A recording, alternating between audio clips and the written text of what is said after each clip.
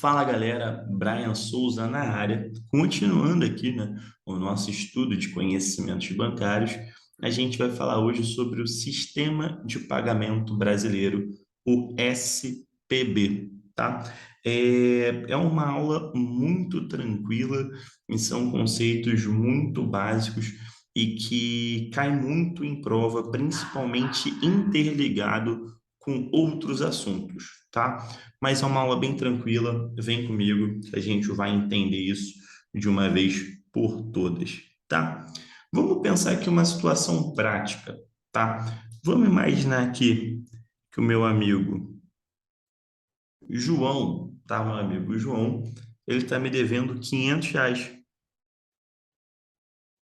Eu cometi o erro de emprestar um dinheiro para um amigo, né? Porque dinheiro não se empresta para amigo, né? Mas aqui nesse caso eu dei sorte.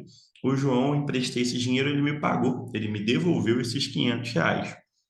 Aí com esses R$ 500, eu tinha uma dívida com outro amigo meu, com o Pedro, e desses R$ 500 eu enviei R$ 200 para o Pedro, beleza? E os R$ 300 que sobrou, eu decidi fazer uma compra. Entrei numa loja, né? E essa loja tinha, né, lá um produto que me interessava, me emitiu um boleto e eu gastei R$ 300 na loja A, tá? Até que um desenho muito simples, né? O João, no caso, né, aqui nesse exemplo, ele fez essa transferência de R$ 500 para mim por TED, porque o João é mais velho, não tá ligado aí nas paradas do Pix, tá ligado? E mandou aí um TED de quinhentão. Eu, como não gosto de pagar tarifa nem nada, mandei logo um Pix pro Pedro e a compra que eu fiz de R$ 300 lá na loja, eu paguei através de um boleto, tá? Parece que é um desenho simples, né? Parece que o João me mandou R$ 500, que eu passei 200 para o Pedro e paguei um boleto de 300. Só que vamos lá, vamos imaginar, né, as instituições que estão envolvidas nesse desenho. Por exemplo, o banco do João é o Itaú. O meu banco é o Banco do Brasil. O banco do Pedro é o Bradescão. E quem emitiu o boleto para a loja A foi o Mercado Pago. Então, como é que funciona isso na prática? Tá? Como é que funciona isso na prática? Na verdade, quando o João ele entra lá no aplicativo do Itaú ou no site do Itaú, quando ele fala que vai mandar R$ 500 para mim, o que que acontece? O João fala para o Itaú que vai me mandar esse dinheiro, o Itaú passa esse dinheiro para o Banco do Brasil e o Banco do Brasil aí sim pega esse dinheiro e deposita na minha conta. Quando eu falo que vou enviar os R$ 200 para o Pedro, eu falo para o Banco do Brasil que eu vou mandar os R$ 200 para o Pedro. Só que não vai direto. O Banco do Brasil envia esse dinheiro para o Bradesco e o Bradesco passa esse dinheiro para o Pedro. E a mesma coisa com o pagamento do boleto, tá? Quando eu falo, né, que eu vou pagar um boleto de R$ 300, o Banco do Brasil manda o dinheiro para o Mercado Pago, nesse exemplo, e o Mercado Pago depois que deposita para a loja A. Então, toda essa bagunça que a gente viu aqui, né, é o sistema de pagamento brasileiro. Então, o sistema de pagamento brasileiro é o ambiente onde vai ocorrer as movimentações de recursos, tá? Então, vai ocorrer essas movimentações entre as pessoas e entre as instituições, tá? E quais são as figuras, né, presentes dentro do sistema de pagamento brasileiro? A gente tem as instituições financeiras, né, como a gente deu aqui o exemplo do Banco do Brasil, do Itaú, do Bradesco e do Mercado Pago, tá? Então, as instituições financeiras. Nós temos os usuários do sistema, né? Aqui, o João, eu, o Pedro e a loja A. E a gente tem o que a gente chama de arranjos de pagamento. O que que seria esse arranjo de pagamento? O TED, o Pix, o boleto, tá? Cartão de crédito é um arranjo de pagamento? É um arranjo de pagamento. Cartão de débito é um arranjo de pagamento? É um arranjo de pagamento. DOC é um arranjo de pagamento. Mas o que você precisa entender agora é esse espírito do sistema de pagamento brasileiro.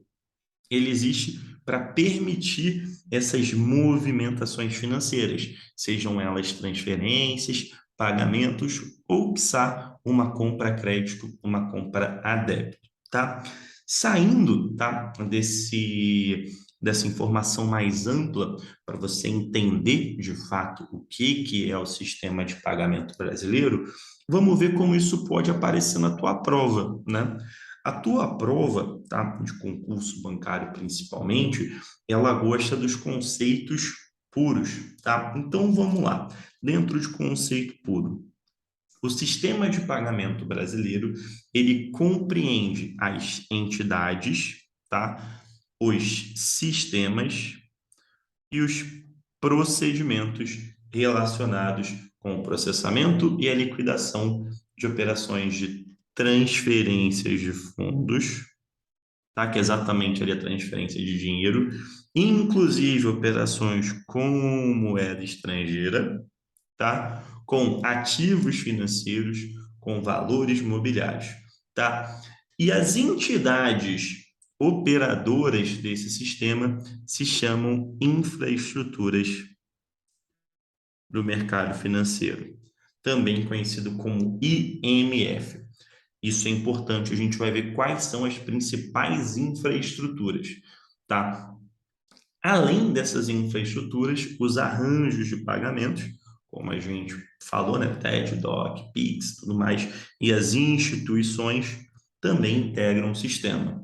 Mas o bacana é você saber que o sistema de pagamento brasileiro é para isso, para processar e liquidar as operações de transferências de fundos, seja de dinheiro, né, de moeda nacional, seja de ativo, seja de valor mobiliário, enfim, praticamente toda a movimentação financeira do Brasil, tá? Então, isso daqui é o conceitozinho para a tua prova. E quais são as principais infraestruturas do mercado financeiro, tá? É exatamente isso que a banca gosta de cobrar. Se você olhar, por exemplo, né, a gente está esse conteúdo ele serve para qualquer concurso de banco, né? Mas o nosso concurso mais próximo aí é o BRB 2022. Se você olhar, por exemplo, a prova do BRB 2019, olha lá, tem uma questão que fala exatamente disso, tá? Quais são as principais infraestruturas do mercado financeiro? Isso você tem que saber. É o Sistema de Transferência de Reservas, o STR, tá? O STR. O Sistema de Pagamentos Instantâneos, o SPI. E o Sistema Especial de Liquidação e Custódia, Selic, né? Selic é muito famoso, porque Selic, esse sistema Selic é o sistema que dá origem, por exemplo, ao que a gente chama de taxa Selic, né? Ah, a taxa Selic ela é definida pelo Copom, bacana, mas ela leva esse nome de taxa Selic por conta desse sistema. E a gente tem uma aula específica falando de Selic, tá? Te recomendo assistir depois. Mas para o que a gente precisa para a nossa matéria de hoje, para o sistema de pagamento brasileiro? Entender o que cada instituição dessa faz. Vamos começar então pelo STR, que é o principal sistema, ou era o principal sistema, né? Ainda é, na verdade, mas a gente vai ver que ele está perdendo um pouquinho de espaço, tá? O sistema de transferência de reservas, o STR, ele é considerado o coração desse sistema, tá? A transferência de fundos no STR é irrevogável, tá? O que que isso significa? Você mandou um TED, você mandou um DOC, você fez um pagamento que processou, já era. Não tem como cancelar. Se já foi processado, já era. A não ser que a outra pessoa faça a devolução, ou seja, faça uma operação de devolução. Não tem como a gente cancelar um TED que já foi concluído, não tem como a gente cancelar um pagamento que já foi concluído. Beleza? O STR, ele é regulado por uma resolução do Banco Central, né? Uma mais recente, mas você não precisa ler essa resolução.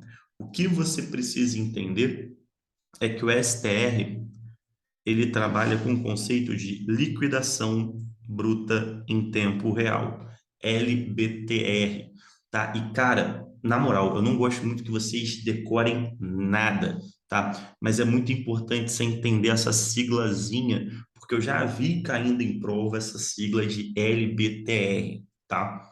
O que que é essa liquidação bruta em tempo real?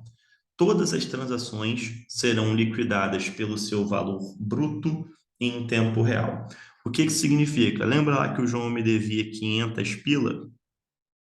Lembra? Ele fez um TED do Itaú para o Banco do Brasil. Quando o TED é concluído, e aí toma cuidado com isso, tá, gente? Porque esse tempo real não é que seja online, porque o DOC ele é processado só no dia seguinte. Então, esse tempo real tem a ver com o tempo de processamento, tá?